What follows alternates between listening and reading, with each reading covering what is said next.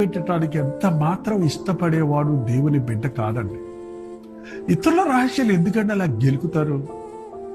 ఎందుకు వాళ్ళ cell phone గెలుకుతారు? ఎందుకు వాళ్ళ యొక్క వ్యక్తిగత విషయాల్లో తలపెడతారు? ఎందుకు మీకు తెలియని భాష గురించి వారిని వీరిని అడిగి ఏదేదో ఊహించుకొని కల్పనలు చేసుకొని మీ అంతటి మీరు తీర్పు తీరుస్తాడు? చాలా భయంకర సుమ. తీర్పు తీర్చటం నా పని అన్నాడు ప్రభు. యోసేపుడు చూసి మనం నేర్చుకుందాం.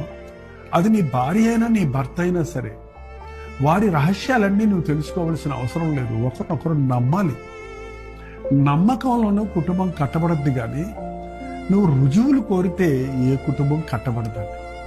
చాలా మంది ఈ రోజుల్లో వివాహం అయిన తరువాత కూడా వివాహానికి ముందు జీవితాన్ని గురించి గెలికి మళ్ళీ మాట్లాడుకొని అవి క్షమించామలే అంటూనే ఉంటారు. కానీ ఆ యొక్క పరిస్థితులు వారి జీవితాల్లో వారు బలహీనంగా ఉన్నప్పుడు, చిన్న భేదాలు వచ్చినప్పుడు అవి కొండలుగా తయారై కుటుంబాలు విడిపోవడానికి కూడా కారణమవుతున్నాయి. గుర్తుపెట్టుకోండి, యేసుక్రీస్తు క్షమించిన పాపాన్ని మళ్ళీ నువ్వు కూడా జ్ఞాపకం చేసుకోవాల్సిన అవసరం లేదు.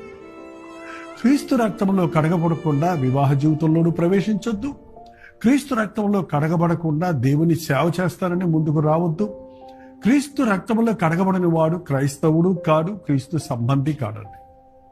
ఇతరుల గుట్టు బయట పెట్టడానికి ఎంత మాత్రం ఇష్టపడేవాడు దేవుని బిడ్డ కాదండి.